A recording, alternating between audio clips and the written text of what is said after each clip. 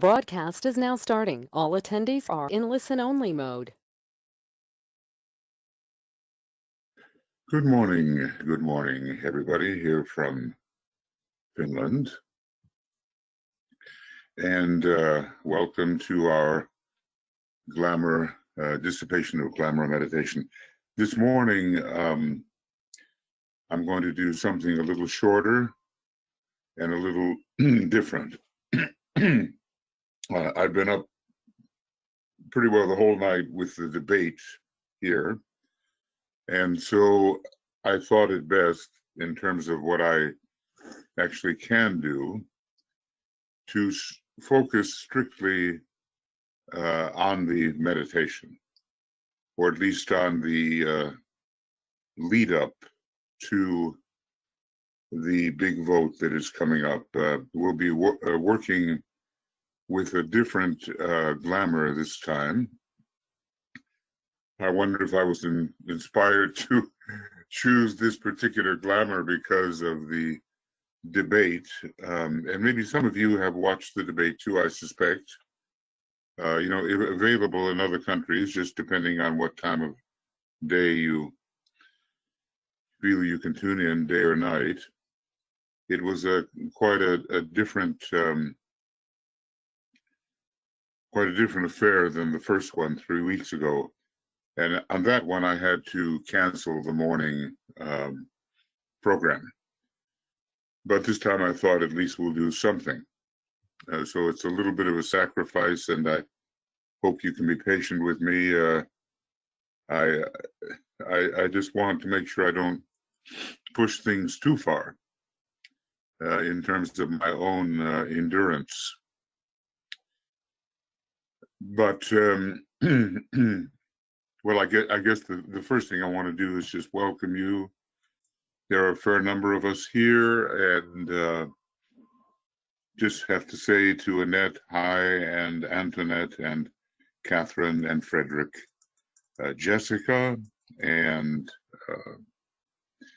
Karen, Leslie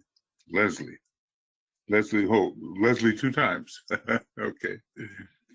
And Mariana, and Martha, and Martine, Miro, and Nathalie, and Nesa, and Olivia, Risto, and Tia. There's a Naidi and Veronica. Welcome to all of you. And over here on the other side, Michael keeping us stable. Well, what I'm going to do basically is have us concentrate on the Great Invocation number 2, and then just open the floor up early. Whether you have comments about this invocation, or maybe on the present situation, which is political and intensifying, and over the next 11 days, I think, will become outrageous often in terms of what will be attempted in order to sway undecided voters. I understand that about 50 million people have already voted. Now, that's a very sizable number, considering the number of votes that actually do come through in our population in the US of some 330 million, something like that. Well, that we're already, in terms of the number that usually vote, we're, I don't know, a fourth there or something like that, a third there. So maybe you'll have some thoughts about that. And then I'll close with the meditation. And we'll be meditating on a different glamour, which will become clear when we get there, okay? So let's begin with our concentration on these matters. And come together wherever we may be geographically.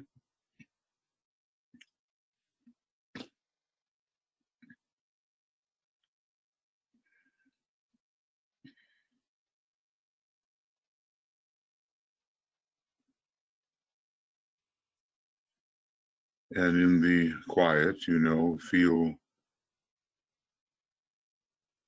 the group coming together as an instrument that can be an aspect of expressing the plan, a humble aspect, but still in the right direction.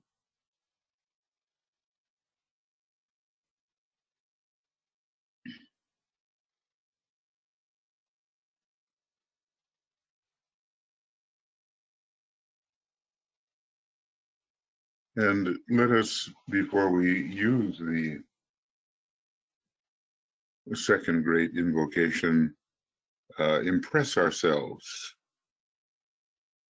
with the thought of the seriousness of the times. We are still in the sign Libra, and choices still being weighed. We're weighing everything in the balance.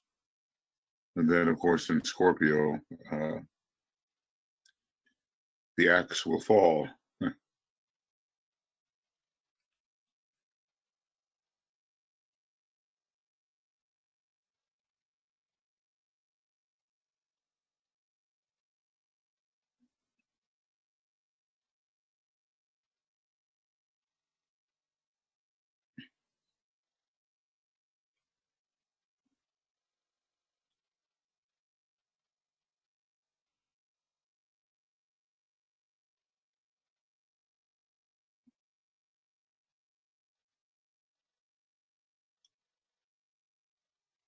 So let us think for a moment who are the lords of liberation.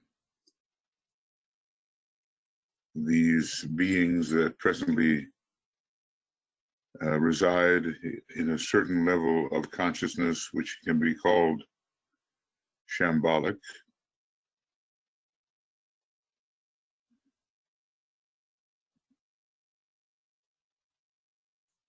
Who is the rider issuing forth from the secret place?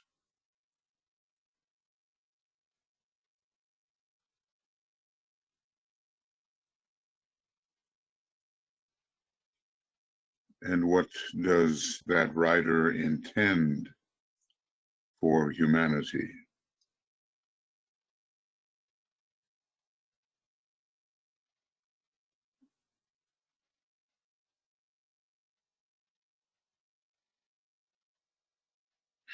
And what, after all, is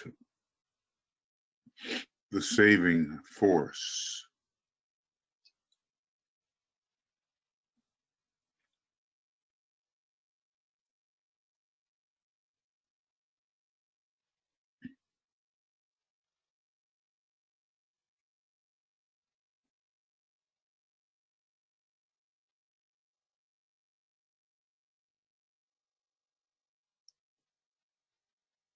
And do we detect the presence of the will to save? Are we part of that?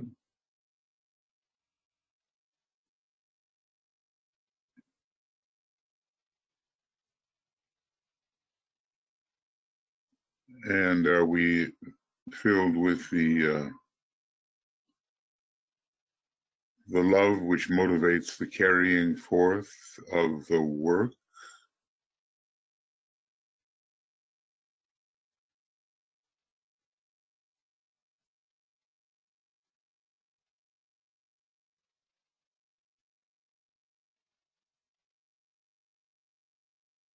And are we among those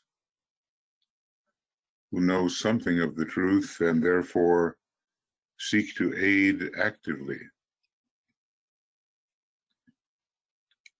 Remember that active service is one of the powers found on the atmic plane, I think the sixth level of the atmic plane.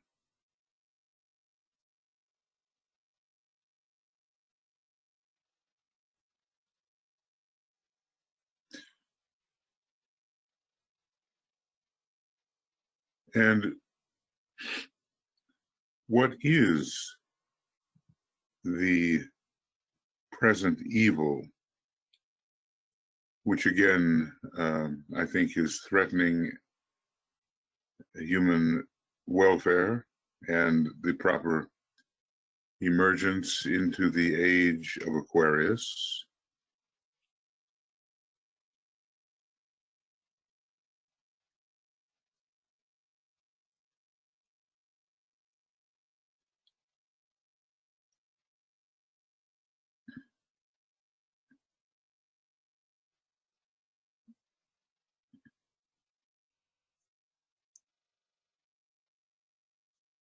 So let us now say the invocation.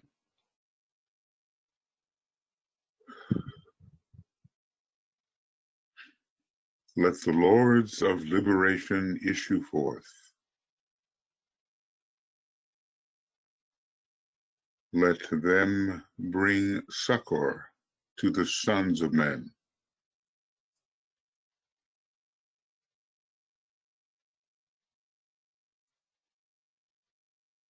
Let the rider from the secret place come forth, and coming save. Come forth, O Mighty One.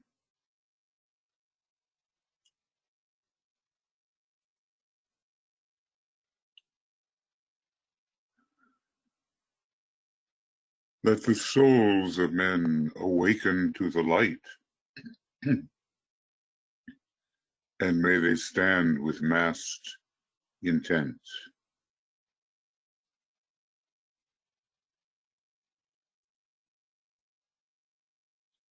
Let the fiat of the Lord go forth. The end of woe has come.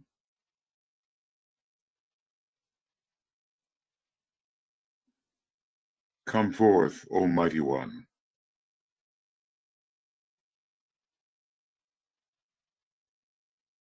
The hour of service of the saving force has now arrived.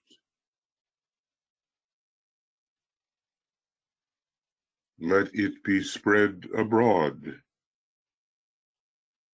O Mighty One.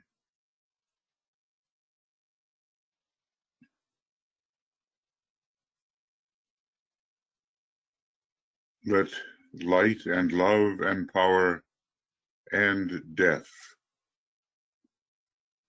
fulfill the purpose of the coming one.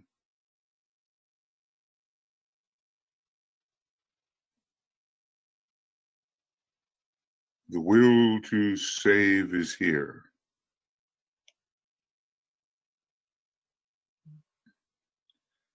The love to carry forth the work is widely spread abroad.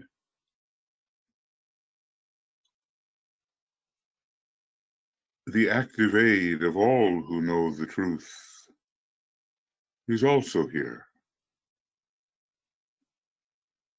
Come forth, O Mighty One,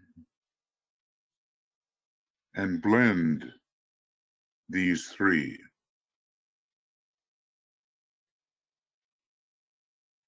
Construct a great defending wall. The rule of evil now must end.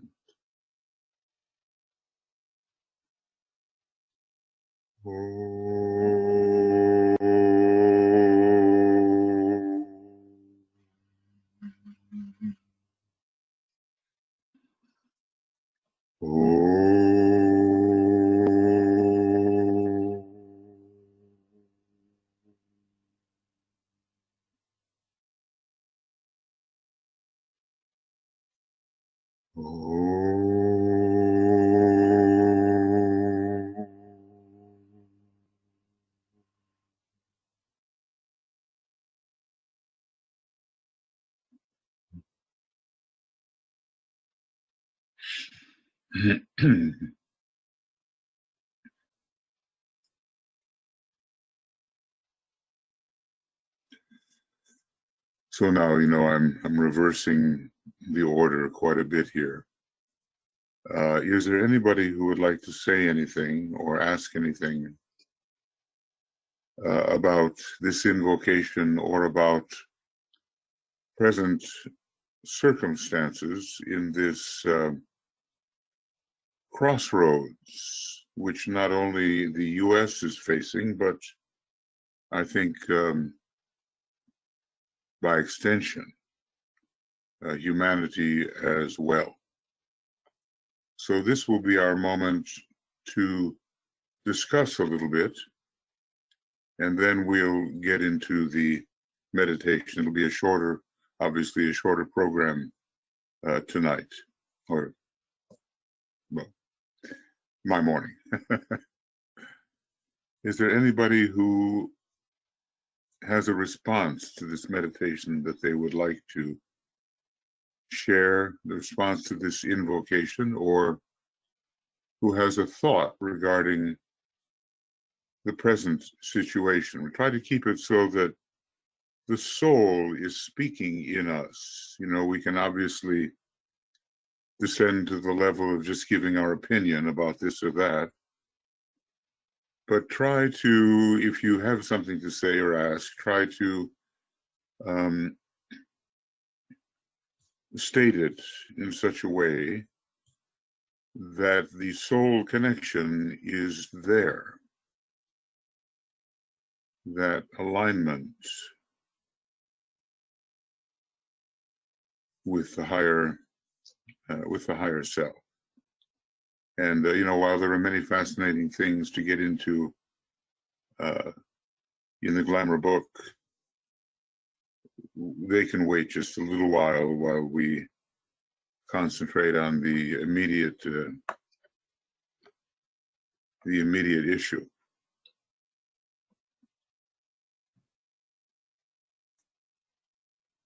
Okay. And Nasa's hand is raised.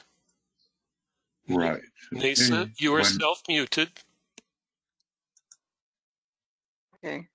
Am I okay now? Yes, you You're are. good. As you were intoning the invocation, I was thinking that I don't have entire understanding of all the words, of all the phrases, and probably not tonight, but it would be really nice if at some point soon you could really just discuss from top to bottom this particular form of stanza of the Great Invocation, for to just go into depth line by line. I would find it helpful. Yes, Nisa. Okay. I understand that. And when we had our last I think it was our last EUN meeting, Esoteric United Nations, I began to do that because, interestingly, the Tibetan has written quite a bit about this invocation. And I think I took up a fair number of paragraphs reading what he had to say, and then maybe, trying to interpret, because I think, obviously his interpretation is the best. So I'll bear that in mind. I realize that not everybody was there and not everybody was a member of the Esoteric United Nations effort. And so, probably quite a few people missed it. So it wouldn't be a bad thing to repeat, because actually I was asking those questions, who are these great beings and what are they doing, and what is salvation after all? I mean, line by line, Yes. just the way you said, could with profit be interpreted. So let me keep that in mind about how we might do that. As a matter of fact,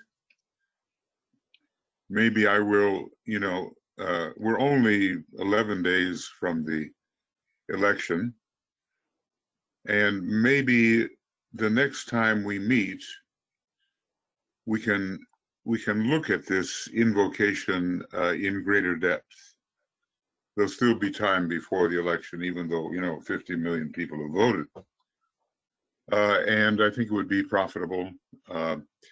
The people. Have you been in the Tibetan's work very long, or reading his books, or are you relatively new to it?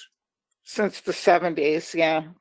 Oh, well, then then a lot of it, of course, you can interpret a lot.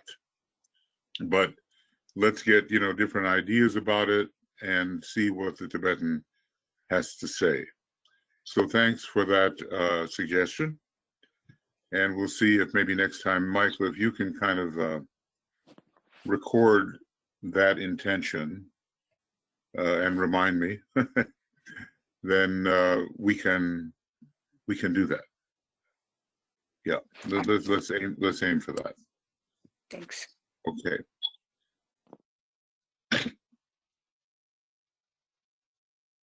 And Olivia, is it a question or? Okay, no sound. That was when you just got started, and she recognized that sound came in shortly after she wrote that. Okay, very good. Okay, very good. Is there anybody else that would like to say something about the invocation, or just the current state of affairs regarding the soul of humanity and the dweller on the threshold of humanity sort of facing off at this time? Again, again. Or perhaps it's just so obvious that we don't really need to, elaborate the point. I mean, obviously it is a time of crisis, and DK predicted it, and he talked about latent fascism. I think the word fascisti, fascism, if I'm correct, it comes from certain figures in the Roman times who could carry these, what can I call them? Bundles of punishment. They had in them an axe, and they had rods with which you could beat people. They had, they were maybe an early example of the truncheon, or the, what do you call it, when the police have these batons and, they strike people with them. These people had the right in ancient Rome to punish whomever they felt needed it, or was violating some law, or maybe just to punish. So the whole idea of punishment and of a superior and dangerous authority is bound up in the word fascism. DK warned about latent fascism in the United States, and the authoritarian personality that oftentimes goes along with the sixth ray is inclined towards fascism. A friend of mine once said about Nazism, he said it wasn't just a political movement, it was a religion. And the wildly enthusiastic sixth ray response to Hitler kind of proves that is so. I mean, the people were obsessed. They went quite crazy. Some kind of pall of glamour was thrown over them. They lost their discriminating mind, and under their Piscean personality, the sixth ray flourished. It was, one of those recrudescences, the appearance again of something undesirable toward the end of the cycle.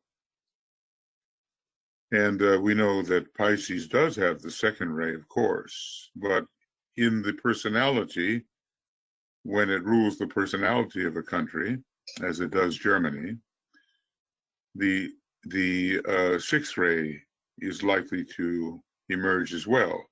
And combine that with the first ray personality, and you get a really fanatical militarism and a susceptibility. So that's the danger of being manipulated from within by very expert manipulators who seek to enslave humanity. So we cannot be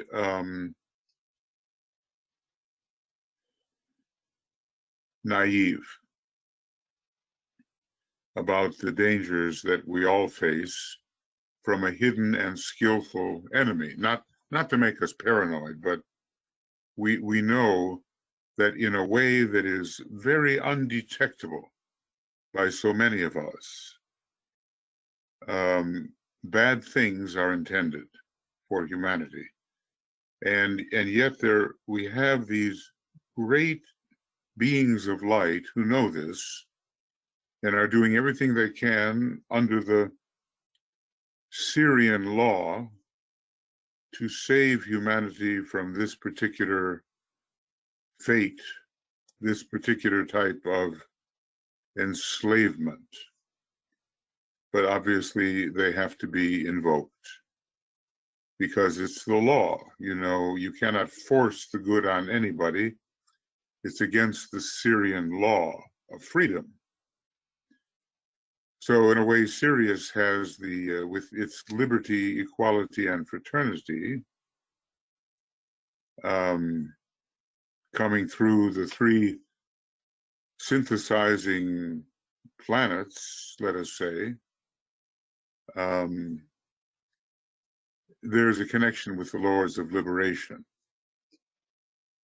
who have a more specific, specific application of those three great qualities that come through the air signs. So again, it's never really stopped. The enemy of humanity is moving again. And we as students of occultism, we believe in these things and we see the logic of it, and we gather from the Tibetan how it occurs, and other people just see in what we say at first fanciful thinking. And that's where the necessity comes, that we educate many more human beings to entertain the possibility that manipulation behind the scenes, and not just from other human beings, but from really skillful enemies of humanity, is occurring. Of course, we need to do that in such a way that people don't become just frightened and begin to cower and run away, but that they begin to stand as much in spiritual being as they can, and with masked intent. Once Vulcan is discovered, it'll be easier, and oppose these forces by substituting the good. It's not just fighting the forces per se, it's offering contrary and good solutions. It's in the Yoga Sutras that when thoughts contrary to yoga arise, express those thoughts which are contrary to the contrary thoughts. So we have to assert the positive as well as be wary of the manipulative negative. Okay. Well, it's going to take much watching. Master Moria again, he says, it's not just evading the first blow that guarantees you the victory. He says, watch out for the second blow, which comes when you least suspect it. Now I'm paraphrasing, but basically he's saying people let their guard down. They defeat the first attack, and then they relax. And it's the story of the man who swept his house clean of certain devils and then relaxed, and even more came in. So he says, watch out for the second hit. And we must keep that kind of thing in mind. We may have driven back the forces of Nazism, fascism, enslavement in the Second World War. But the door was left ajar, and the opportunity for the second blow is with us. And already you can see signs of a remobilization of those same forces that tried to enslave humanity in the Second World War particularly. So this means that great vigilance is required of all of us. And we cannot relax our inner point of tension going into this test of whether democracy will be, we don't have any perfect democracy, of course, but whether democracy will be weakened or whether it will be able to hold and improve. We cannot relax regarding that point of tension, which can help us ward off this very subtle but increasingly obvious attack. Michael, Olivia's Michael. hand is raised, and Olivia, you are self-muted. Okay, thank you. Hi. Good morning. Yeah, hi. So, Michael, I was just thinking, in all that's going on, the huge distortion and manipulation of truth, and how often truth is just being murdered, Yeah, well, uh, and yeah, in so many ways, and the hoaxes and the thises and the that's, and yeah. I don't know how many in our group tonight, watched the debate, but it was just amazing what Trump would say. Everything he said um, had some distortion or basically being untrue. And then all the things he's done, there was a projection on Joe Biden, Yeah, the children that do wrong and the money and it was just such a projection. yeah, And then after the debate was over, I flipped around to all the commentators and the stations, yeah. and it was interesting to see people's take on that. And then I did flip to Fox News because They must have loved oh yes. Well, they thought it was so wonderful because, first of all, he didn't explode and erupt. So the fact that he it. could maintain some decorum, that was a victory for them, Yeah, exactly. But this Yeah, whole idea of truth is just, it's part of our glamour work, but it's just amazing what people will believe and what the propaganda, of course, that's being created. yeah. Well, that's what we're actually going to meditate on tonight. That Oh, you zeroed in on that because we're going to deal with the truth and the lie, and the good. motives for the lie. We have to understand that there are many people all over the world who are deeply under the spell of glamour. And some of it is just their own wrong, the wrong direction of their desire. But others of it is aided and abetted, as in the early days. You know, we are told that in early Atlantis, the members of the Dark Brotherhood were coming in, and they fostered desire all out of proportion to what was natural and acceptable.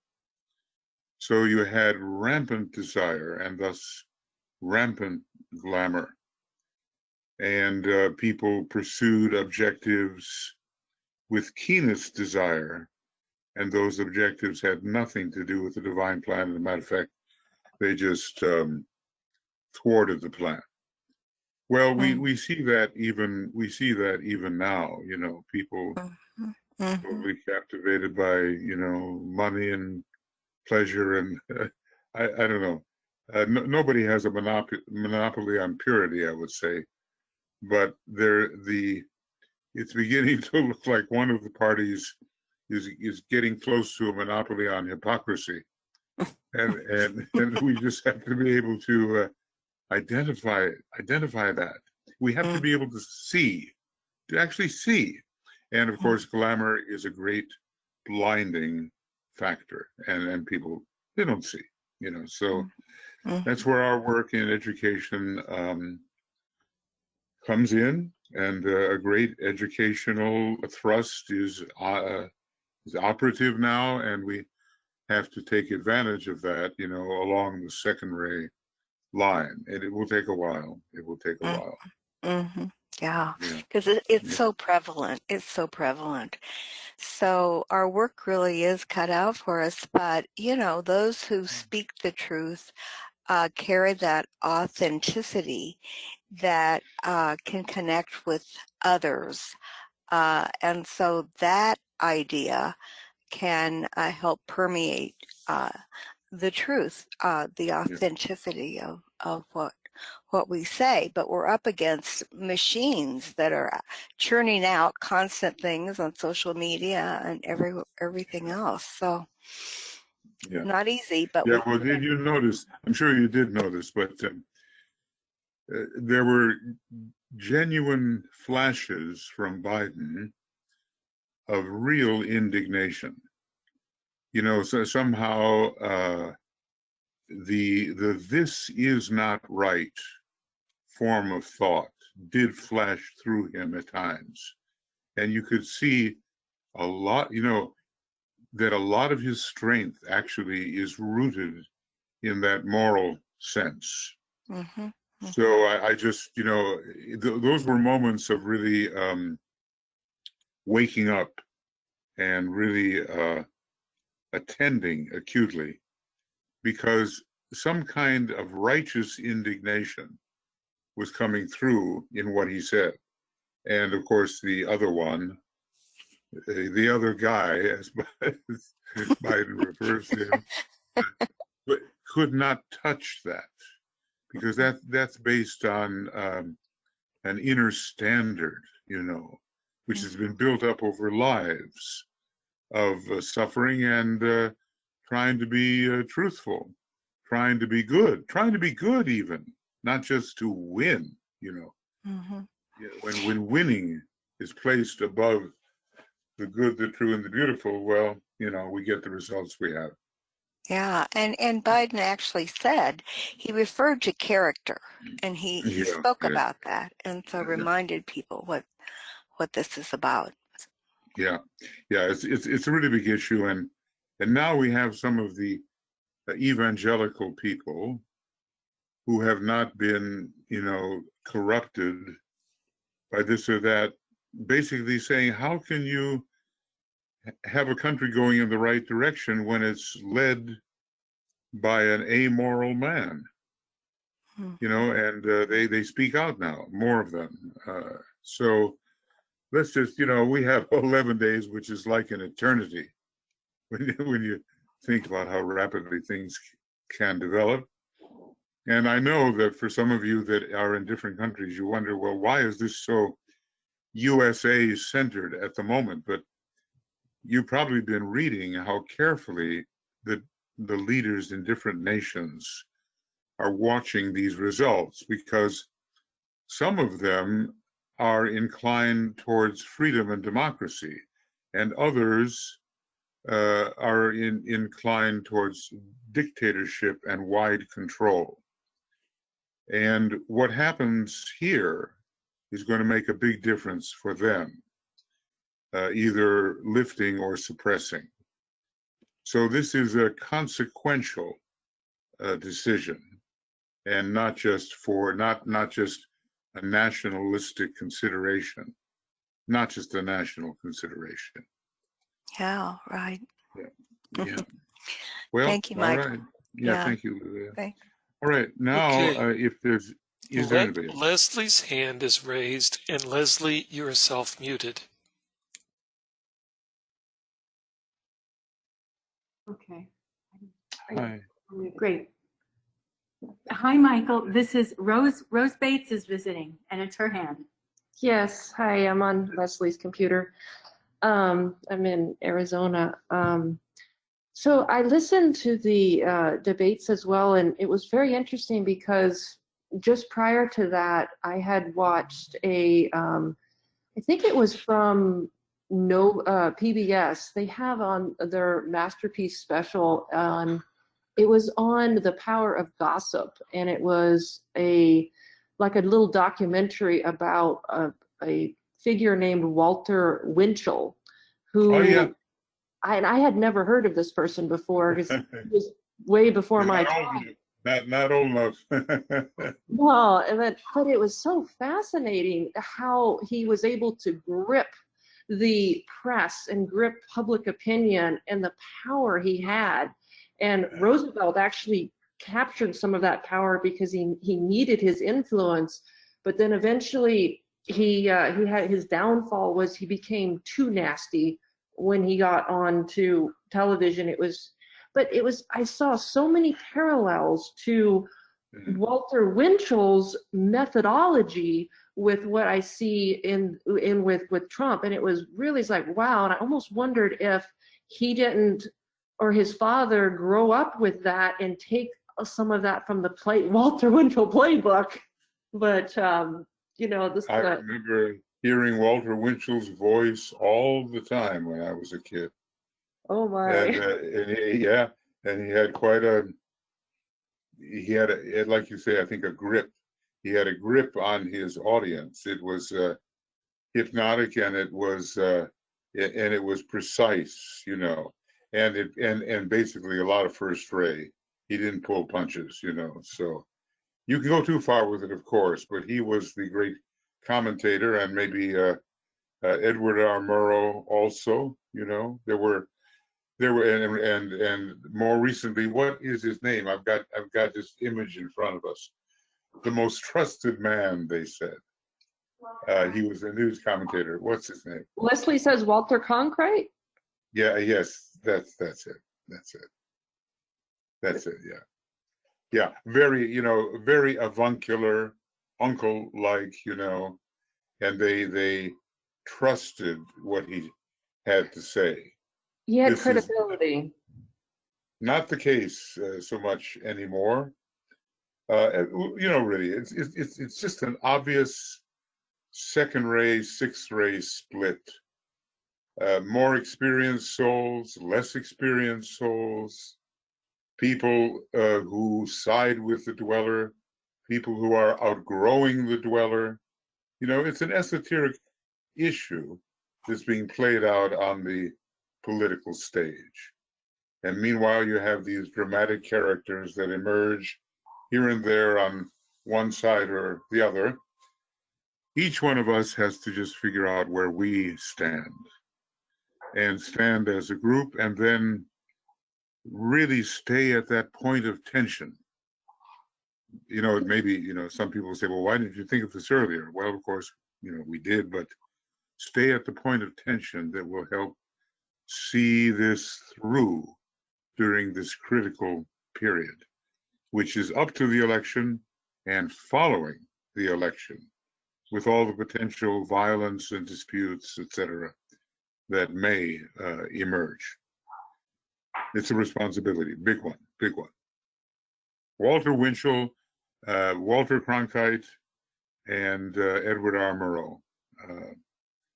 These are great commentators, and maybe there are a few today that will emerge in that way, of that stature, but you never know till later, till history has made its judgment.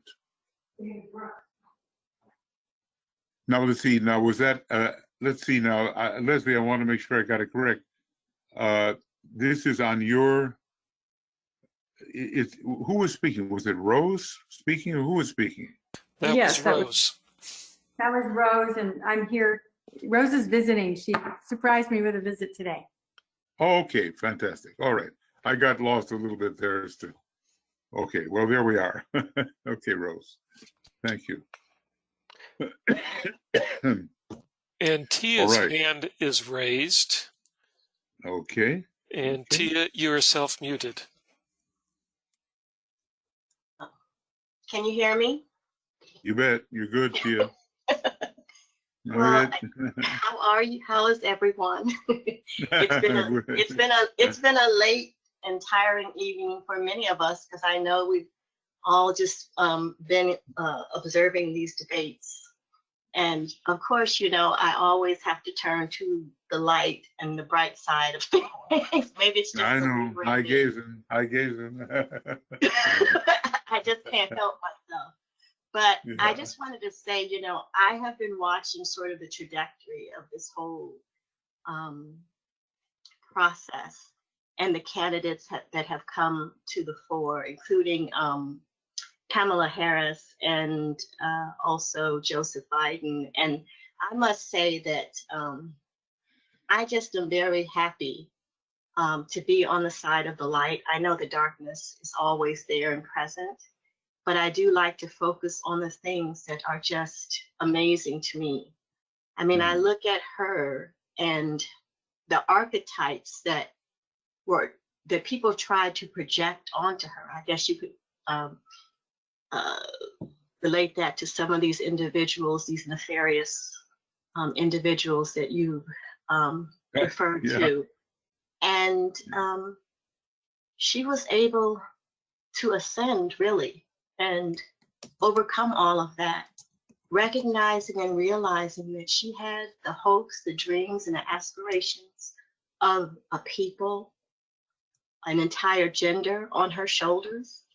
And though many people thought that she did not do well in her debate, I thought it was amazing because she did not fall into the stereotype. And every gesture, every look, every word that she said was analyzed, criticized, and dissected in manifold ways. And she was able to come through that. And Joseph Biden, when he got up there, or Joe Biden, when he got up there and he spoke, you know, he, to me, represented the struggle that all of us have towards the light. There were times when he may have lost his train of thought. He stumbled, he misspoke, but he kept going forward because he knew that there was something that he had to do. And believe me, they both were standing against the darkness, but they weren't standing alone because there were souls all over this country, including myself, who was standing there holding space, energetically working for them, that they could make it through. So I believe if our candidates can hobble, crawl, and make it to election day, we can hold on to the light and not be overwhelmed or distracted. I do believe that there are thought forms out there, and we work in dissipating those glamours and dissolving those thought forms when we do the second invocation and we do our glamour work. The thought form of dictatorship, well, you know, you need the military. He couldn't get the military. So the thought form, you know, materializes in these paramilitary groups. who are Mm. outside of the traditional boundaries, but it would still give him a military force if he wanted to be a dictator. So we dissolve those. We observe and we keep working, but we don't give up, and we definitely don't believe that they have some power that is greater than ours. The light Mm. is quiet. You know, it's all pervasive, but it is all that there really is. And we don't Mm. need and believing that they can win, that's a glamour too. We Yeah, have to yeah, realize, hold on to the fact that the light is victorious, and it is yeah. all. I think you're quite inspiring, Tia, and I think being an old Ray analyst like I am, I think you've got quite a good combination of 2 and 6 going for you there. Uplifting, and I enjoy the words that you're speaking here tonight very much. Thank you for that uplifting message. And here's her horoscope, Kamala Harris, and you see basically, you see the sun in Libra, so it's all about trying to be fair and just and the golden mean and the middle path, but that Mercury is in Scorpio, and so not much escapes her. And she does have Mars here in the sign of the general. I've seen always some kind of a commandingness go on with people that have the Mars in Leo. Okay, a lot of social responsibility because of Saturn so elevated, a very strong sense of duty. Basically, Saturn is high in the chart, right on the midheaven. And it's one of the major rulers of Aquarius, as we know. And then, of course, the intelligence of Gemini is the rising sign, and the spontaneity of the moon in Aries. And, as well, there are just many factors going for her, including this Neptune, which, gives the idealism. She obviously has that, but she's got first ray. I cannot say where that first ray is. Maybe it's the first ray soul, and the ray of the soul shines through no matter what the horoscope may be. You see, that's the thing. You got your rays in your right hand and your astrology in your left hand, and you've got to kind of put them both together. And here in Virgo is that kind of keen discrimination with the transformers, Uranus and Pluto there, but Venus as well. So there is the battle on behalf of women. It reminds us of the labor of the Amazon queen Hercules in Virgo, where he made a big mistake. If you've read the labors of Hercules put out by the Tibetan and Alice Bailey, he killed the Amazon queen, and he wasn't supposed to do that. He was supposed to cooperate with her. But this is can be a beautiful position, even though it's considered a fall position. Well, there's a lot to be said, but let's just say that she certainly has the intelligence, the practicality, the sense of duty, and she has the commanding power and also a sense of justice, fairness. But I tell you what, I wouldn't want to be on the other end of that Mercury in Scorpio, because she's going to see those things, and maybe that's why she was a successful, prosecutor in that respect.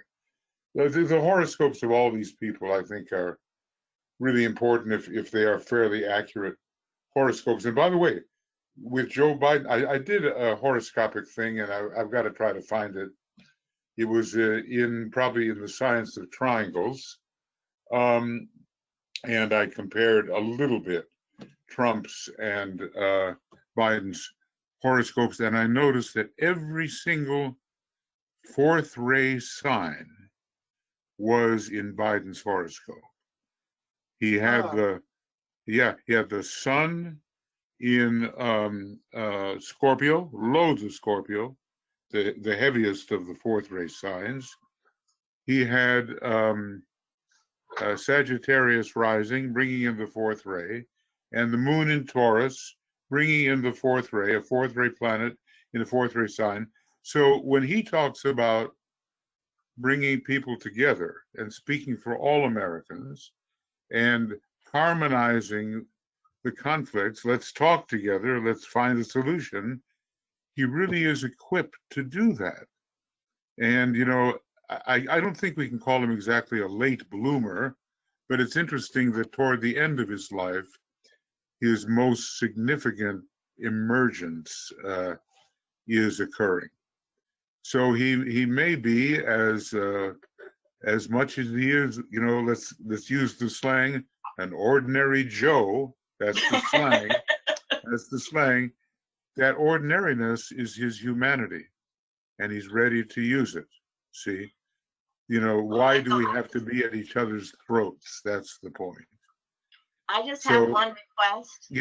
Yeah, go ahead, Tia. Yeah. Since you're going to be doing follow-up in the next class, can you please also bring a horoscope of Abraham Lincoln and Donald Trump, since he said that they're both the same? Well, you know, Lincoln is fantastic. There are different horoscopes for Lincoln, you know, but I would say that from what I remember of Lincoln's horoscope, see, the big question with Lincoln, he's an Aquarius, okay? Just like FDR was an Aquarius. Yeah. And Barack Obama, Aquarius rising, okay? So they're in tune with the soul of the nation. You know, and Lincoln has all of this Capricorn, but the big question about Lincoln's horoscope is, does he have Aquarius rising also, or does he have Sagittarius rising with the sun in Aquarius? And I believe the latter is the case, with the moon in very, you know, it's very duty bound, and it can be very depressive, you know, the moon in Capricorn and all of that. But I timed it all out, and it looked like the Sagittarius rising chart, just like Joe Biden has Sagittarius rising, was the major, was the rising sign, directing towards the soul. So their horoscopes are very unalike, very, very, and look, Lincoln is an initiate. Right. An initiate, an avatar for humanity, and especially an avatar for his nation. Lincoln is a third degree initiate on the first ray. And Trump is not even a first degree initiate. Lincoln has already taken the third degree. It seems obvious to me. And well, yeah, you know. I think that was a fatal comparison that he did tonight. Oh, and I think let's have an interview. You know, you remember the interview there in the Lincoln Memorial? Oh, you know. Oh, but you see, look, when you don't really know yourself, you make all kinds of misjudgments. When you know, Narcissus was fascinated by his own image in the river until he drowned. You know, he got so close to the water, adoring his own image, that he fell in and drowned. And you know, that is the glamour of it. Now, there's just no comparison. And the fact that a man is bold enough or crazy enough to make such a comparison just shows the lack of psychology. I really don't even know whether Trump is a first-rate soul or not. Certainly he could be a first-rate personality with no problem.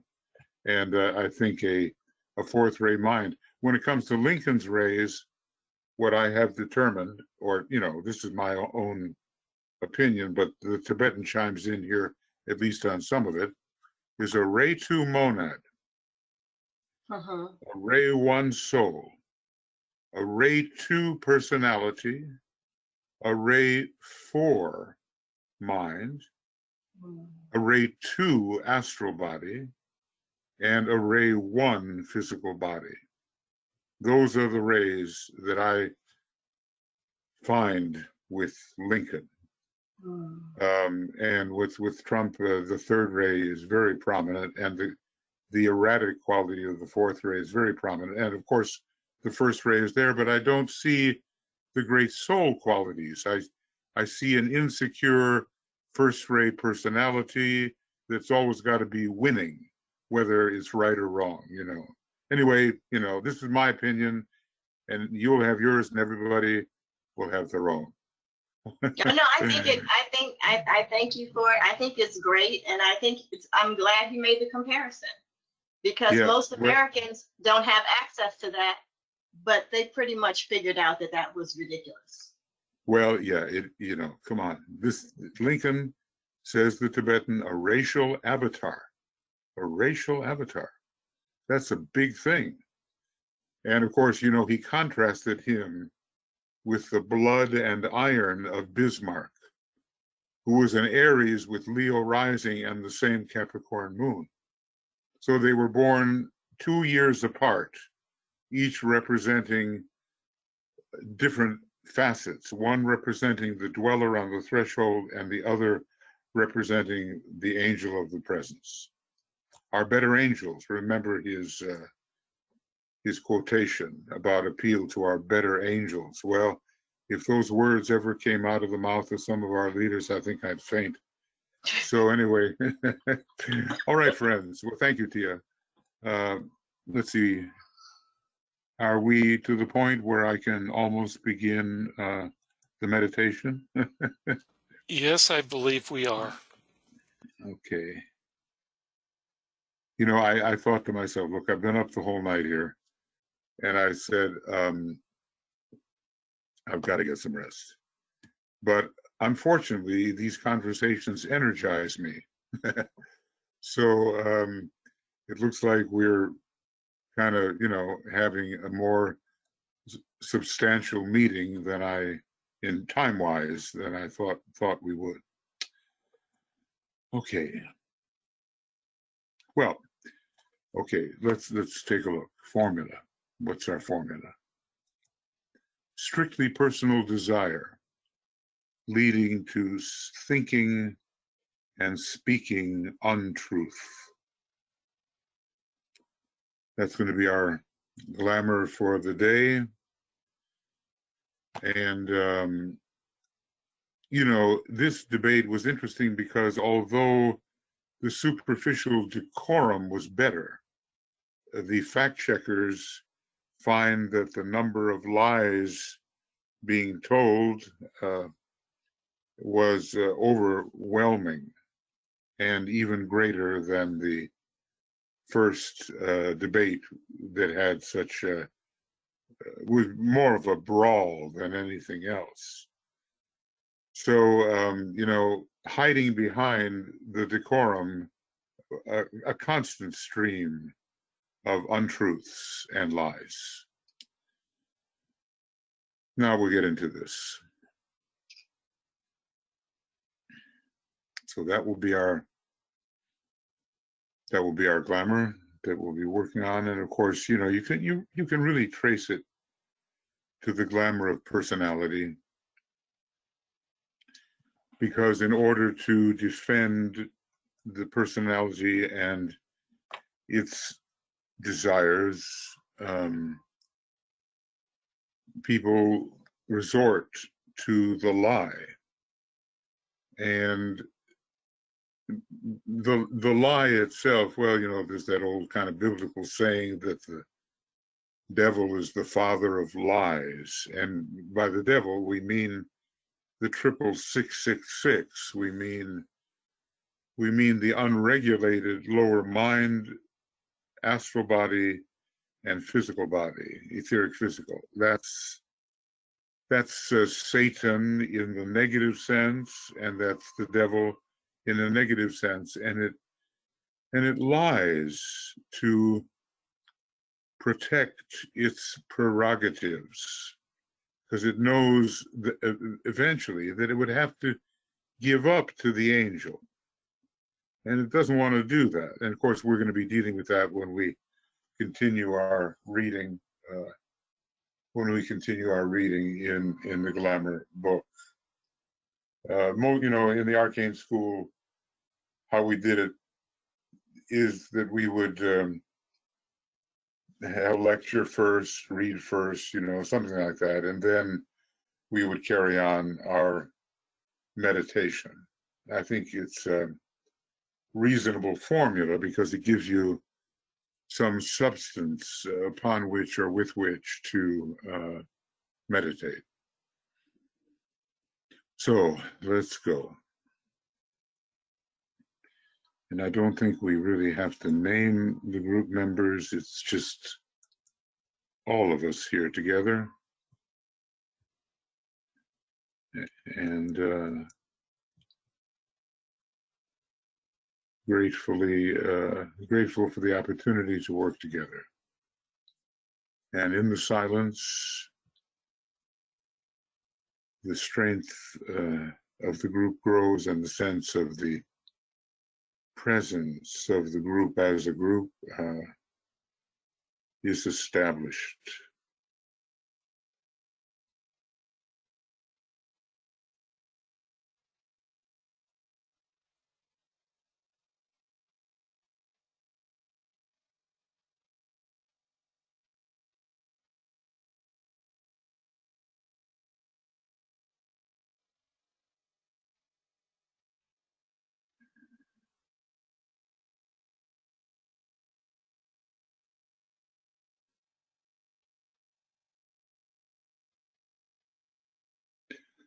So wherever we are, we come together. We come together. And we use our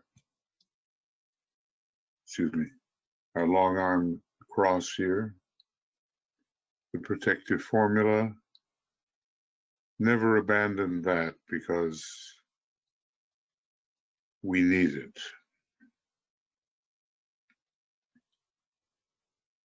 As a soul, I work in light, and darkness cannot touch me. I take my stand within the light. I work, and from that point, I never move.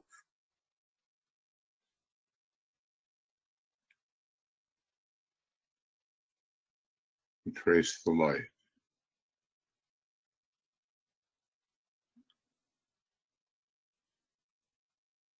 And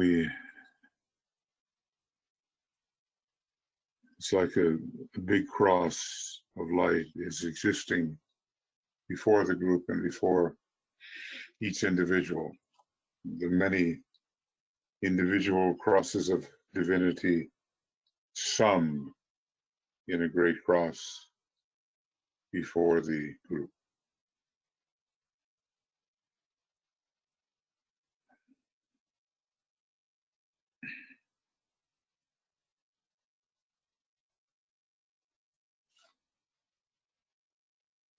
And we bring the three lights together upon the lower mental plane,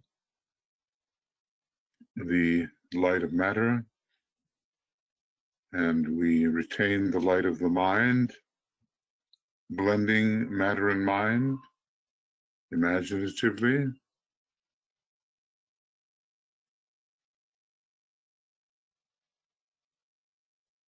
And we try to also detect now the light of the soul,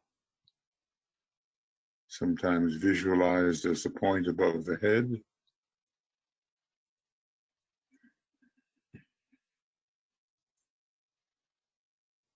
and bring down that light of the soul,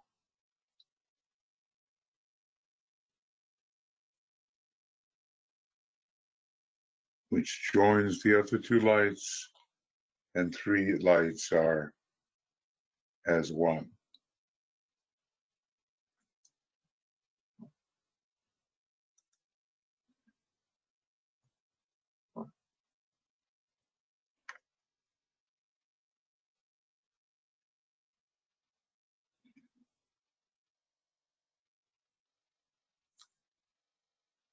So we can think, we can be inspired, we can be vitalized by means of these three lights which merge as one. And then we say together, the light is one.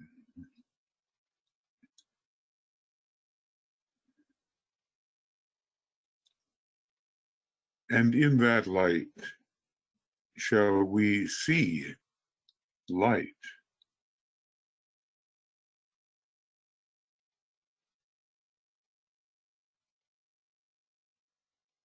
This is the light that turns the darkness into day.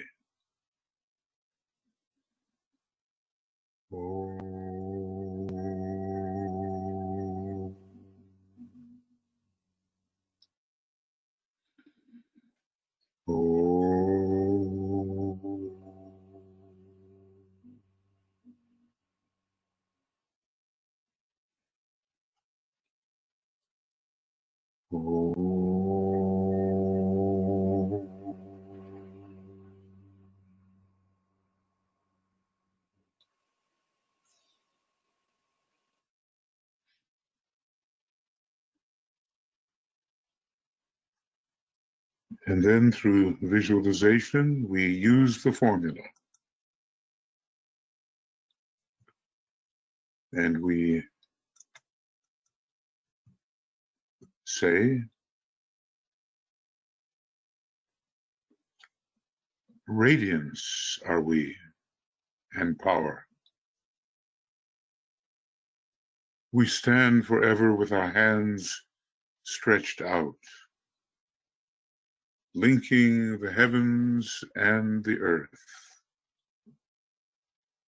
the inner world of meaning and the subtle world of glamour.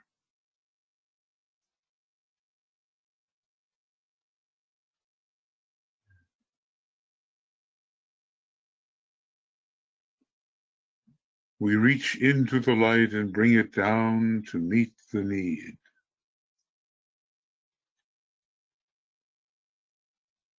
We reach into the silent place and bring from thence the gift of understanding.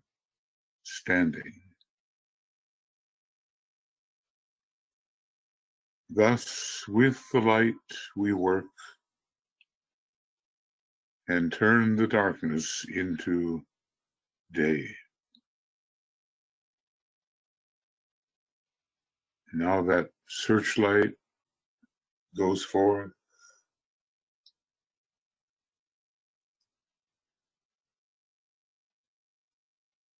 our solar plexus, of course, puts us in touch with the astral plane, and so many of those people in his group have the sixth ray, but it's the fifth ray from the Ajna center, which is necessary to do the dissipating work.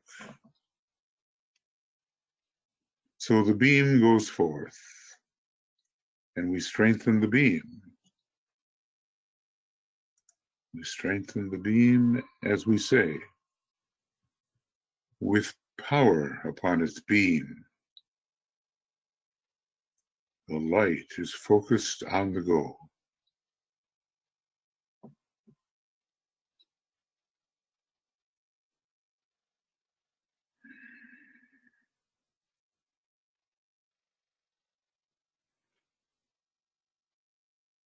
And that goal is the dissipation of the glamour of strictly personal desire, leading to thinking and speaking untruth. In other words, leading to the lie.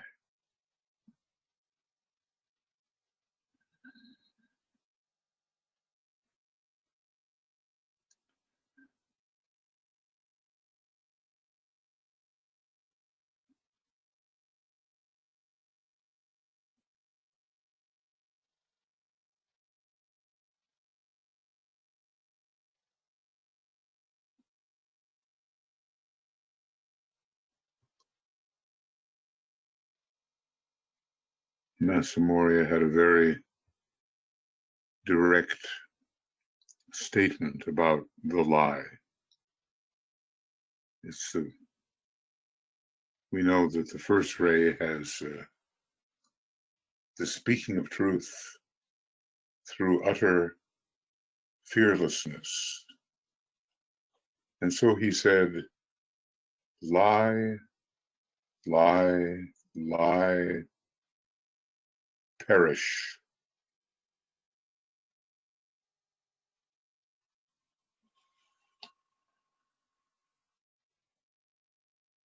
No question there about what he meant.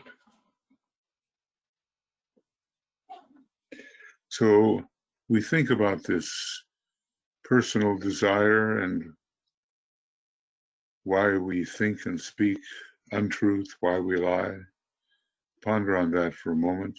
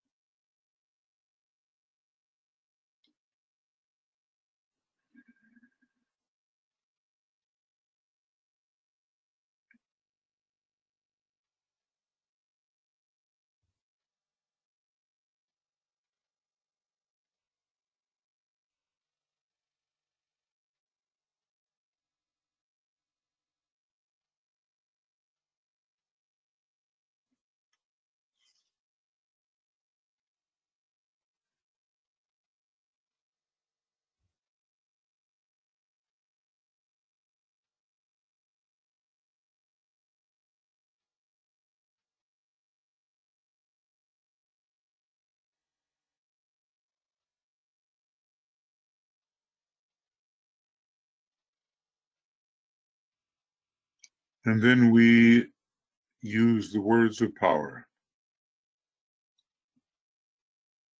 The power of our united light prevents the appearance of the glamour of lying.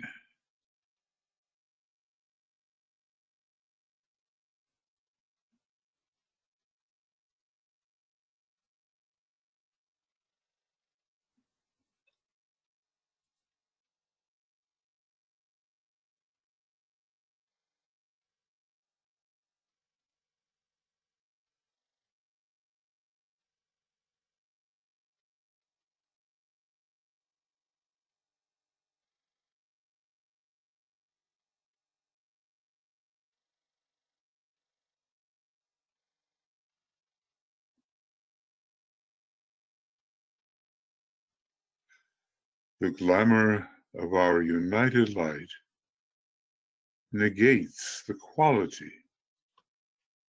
Power of our united light negates the quality of the glamour of lying from affecting humanity.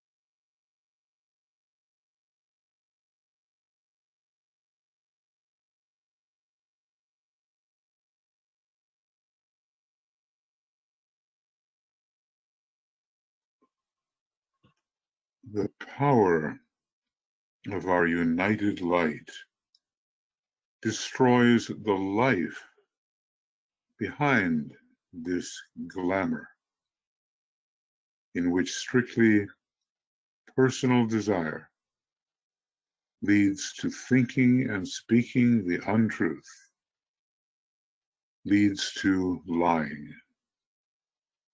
The power of our united light destroys the light which supports that method.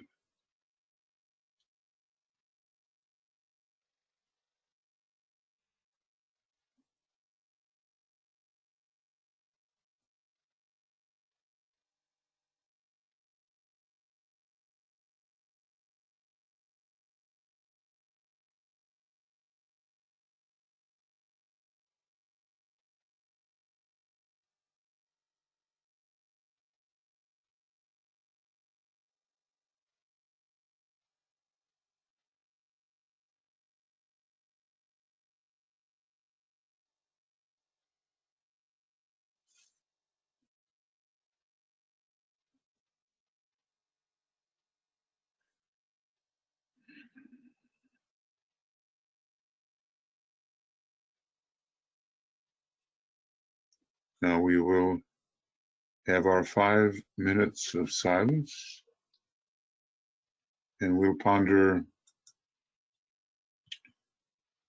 the glamour and the words of power in relation to that glamour.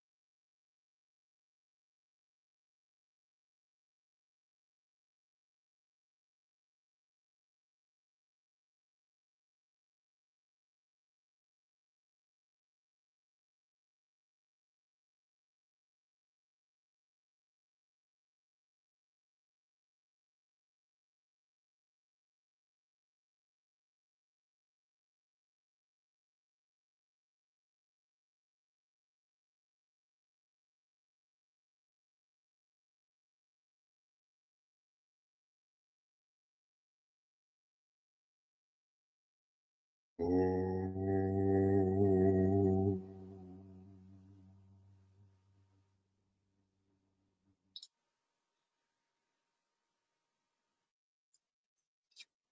This glamour does not appear. The quality which causes this glamour is banished, negated. The energy which sustains this glamour is no more. The sun of truth shines.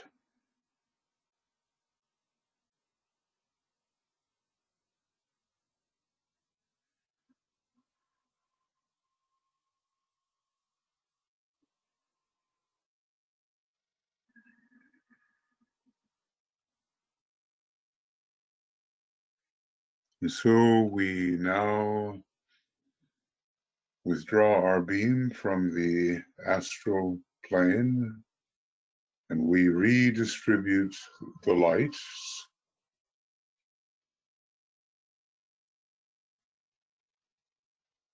But knowing we can bring them together at any point for a continuing defense against the distortions and the wrong desires which drive humanity and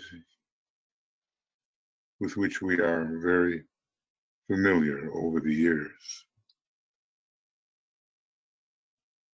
And so we will sound the Om 3 times, once for the mental, then astral, then physical body.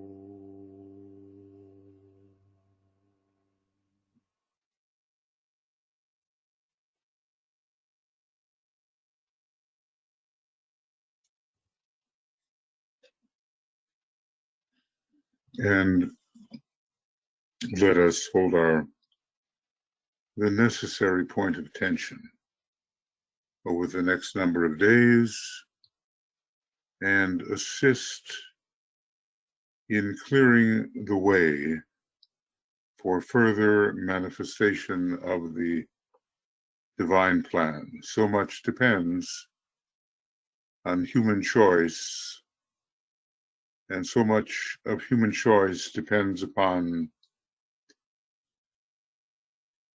education and seeing clearly.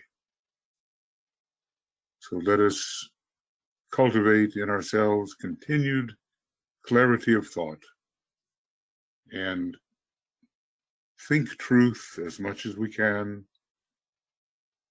and pass on to others the perception of a deeper truth that the ageless wisdom gives us. Now tonight, 5 p.m., a little upside down here, we'll continue with Cosmic Fire in Depth. But of course, we will also use Great Invocation number 2, as we have been doing. I appreciate your patience, appreciate your presence, and Tuya and I and Michael and the whole communications group send lots of love to you and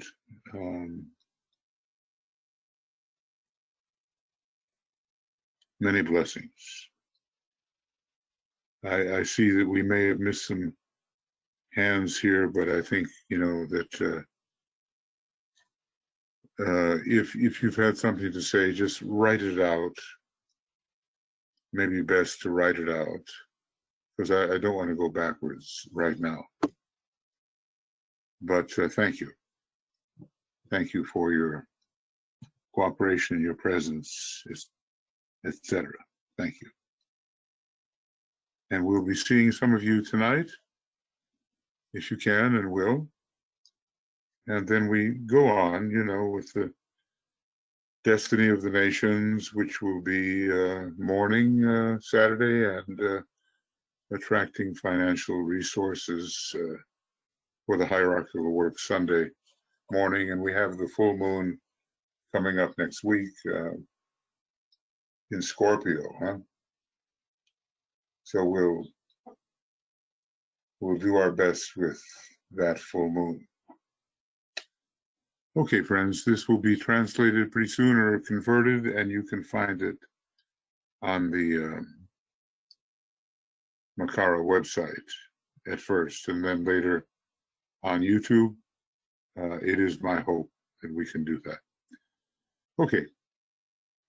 Bye for now, and have a beautiful, whatever faces you, whether it's a day or a night of sleep or whatever it happens to be. And we'll talk to you later. We'll talk to you later. All the best.